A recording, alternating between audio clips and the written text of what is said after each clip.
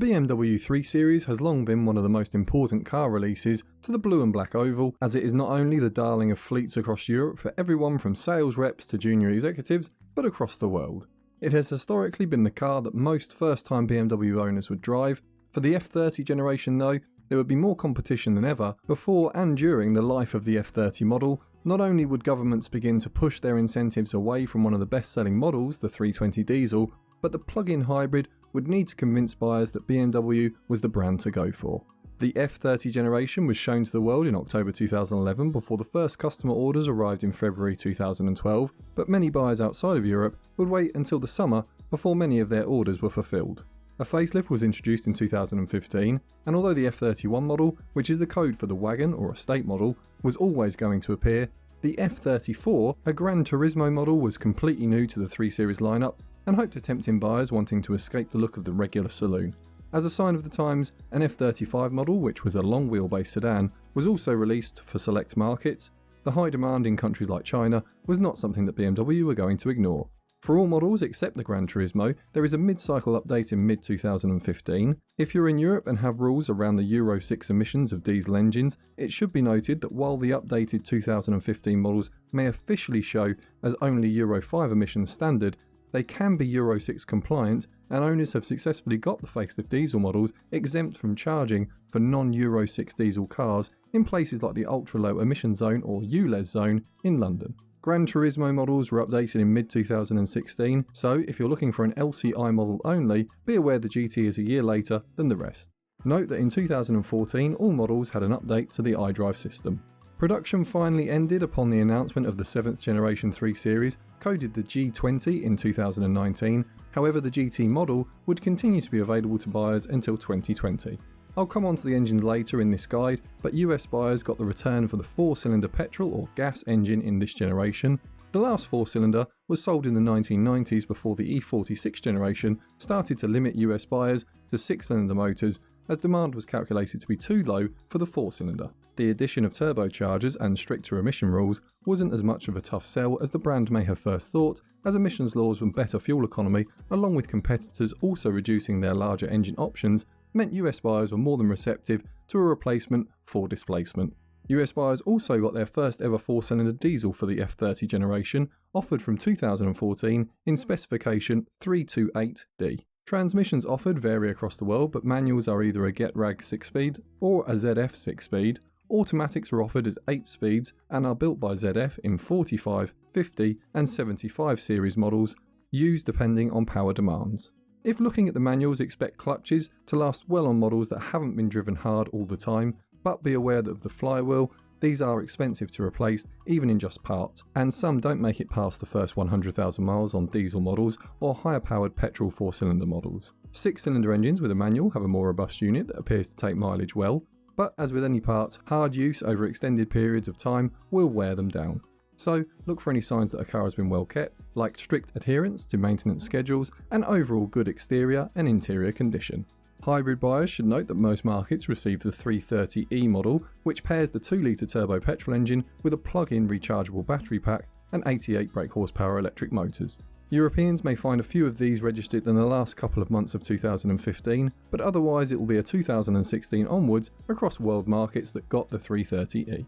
Moving on to safety, the Euro NCAP score for the F30 series was a full 5 stars at the time of testing in 2012, although this rating is now officially expired, as the testing regime has changed.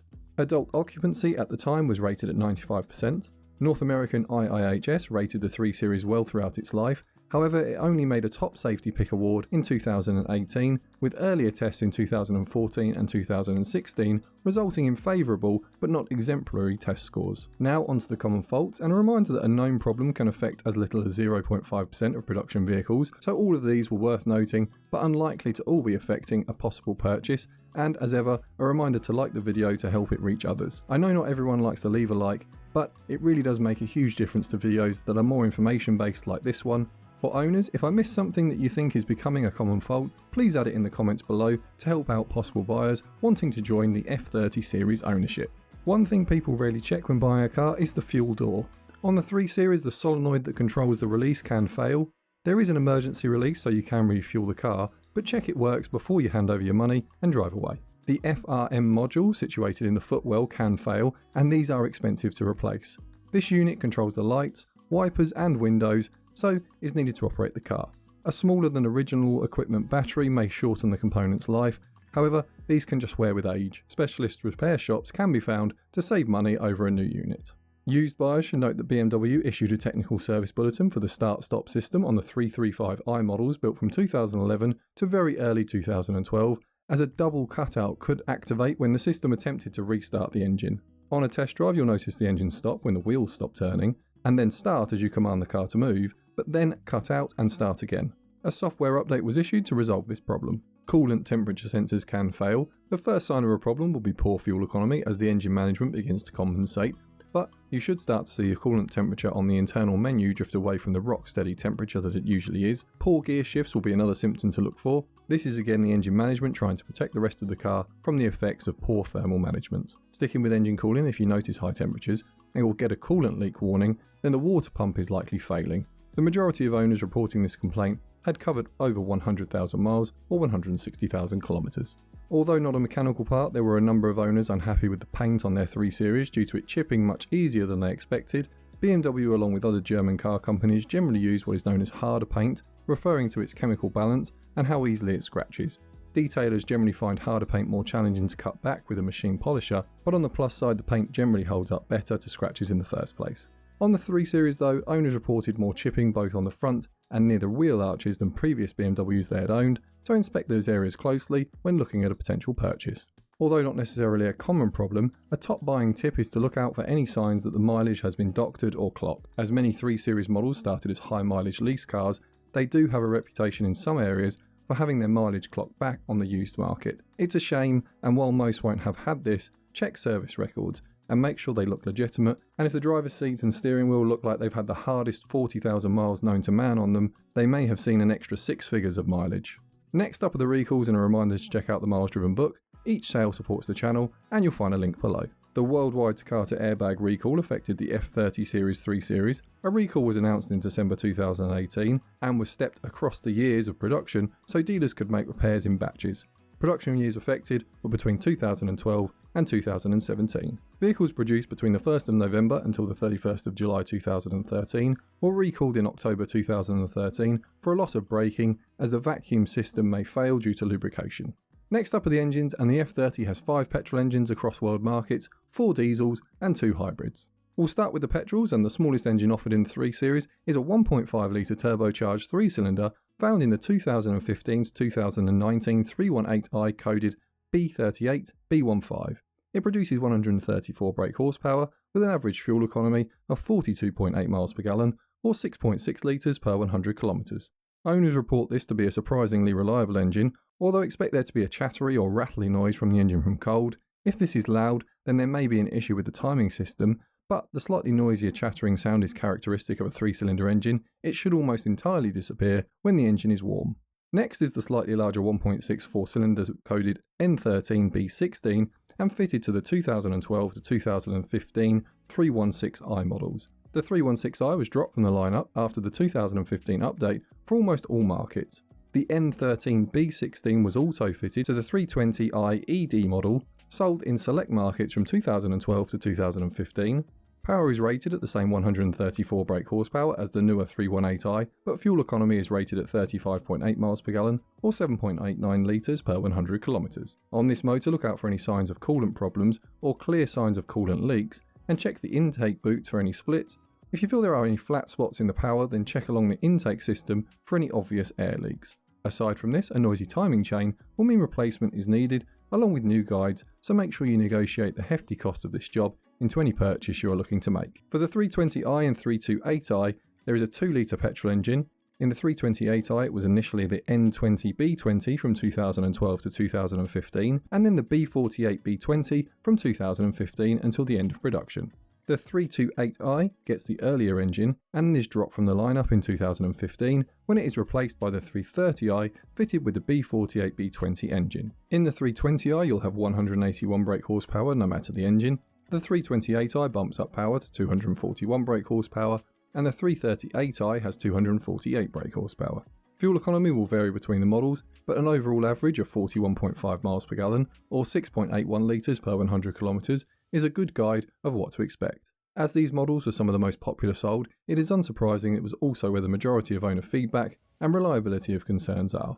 The earlier N20 engines were reported as having failed timing guides, but there are mixed opinions, and having read feedback, there were a lot of 328i owners that were running enhanced power mapping and still not reported any timing issues. The main thing here was maintenance. If you're buying a car with a patchy or no history, the timing chains and guides may be worth changing as preventative maintenance, but a clinical service record with plenty of stamps and receipts, and critically, lots of oil changes, will make a timing issue far less likely. Charge pipes can fail on the N20 motor. The widest number of failures happens to cars running higher levels of boost with aftermarket engine mapping. If you're buying a 2012 or 2013 model, be aware that some owners experienced oil and water mixing due to a failure of the seals in the oil pump or the pump beginning to fail entirely, so check for any signs of coolant in the oil prior to purchase. Coolant tanks may leak on higher mileage examples, but this should be easy to spot when inspecting a vehicle. Overall, the N20 engine is reliable, but I've listed the things that usually go wrong if you are to have a problem. For the later B48, the only example of major issues were on cars with known neglect of servicing or previous damage.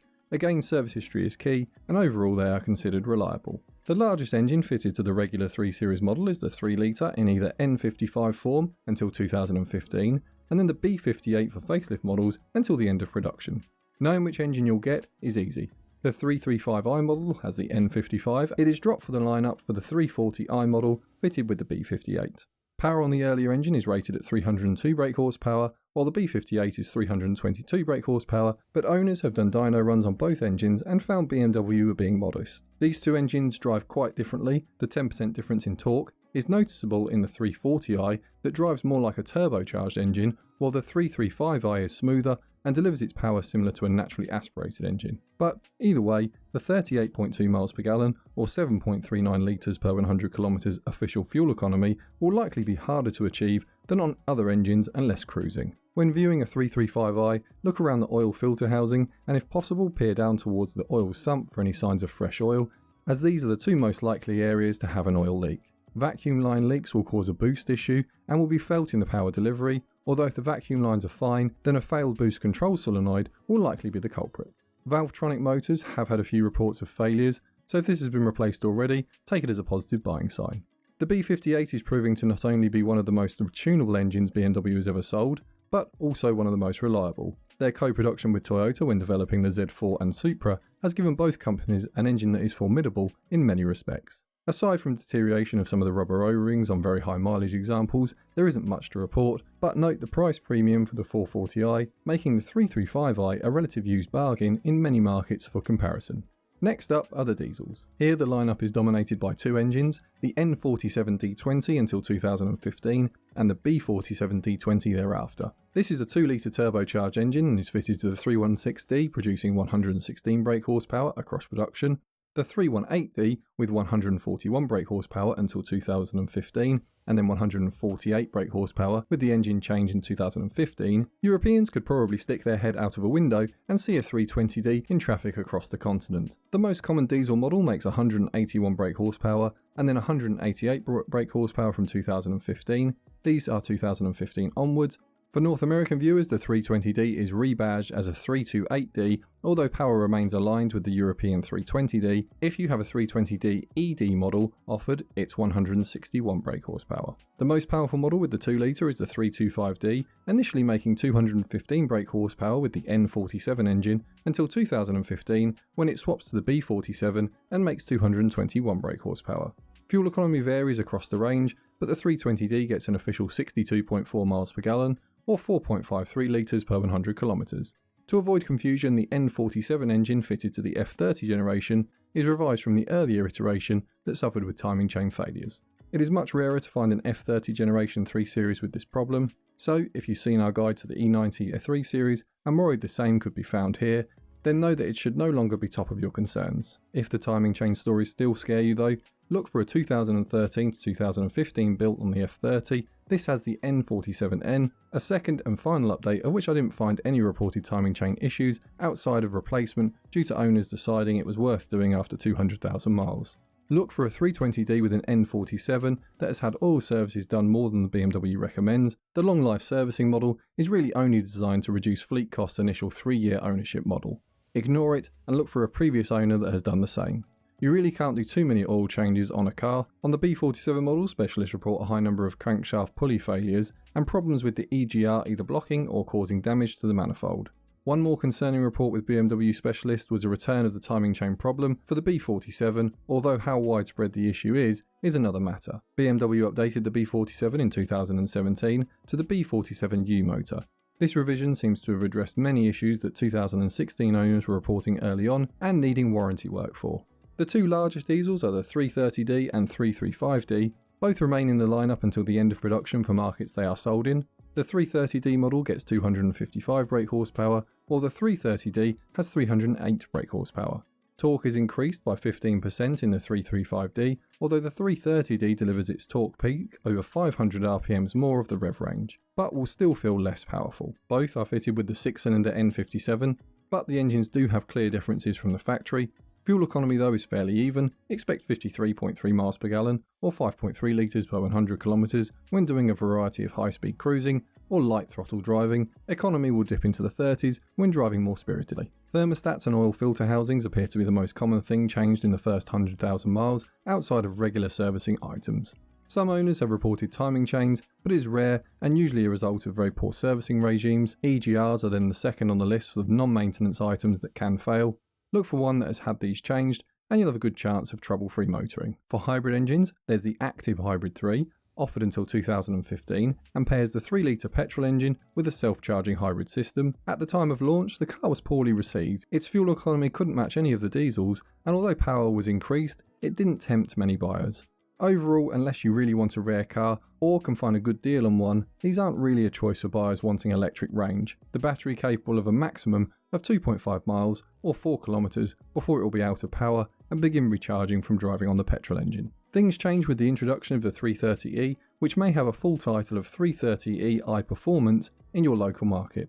This plug-in hybrid gets the later 2-litre petrol engine from the 320i and an electric range of 14 miles on a full charge. The 248 brake horsepower engine is matched up with an 88 brake horsepower electric motor, so it is also a competitor in the fastest accelerating 3 Series battle.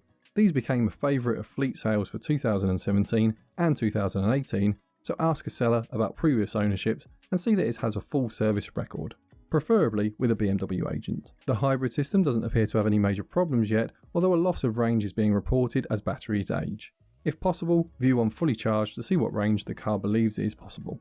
Of all the variations and engine choices on the 3 Series, the SE is a popular choice for those who want the premium vehicle with some nice extras but want to avoid the stiffer a ride associated with higher specification models.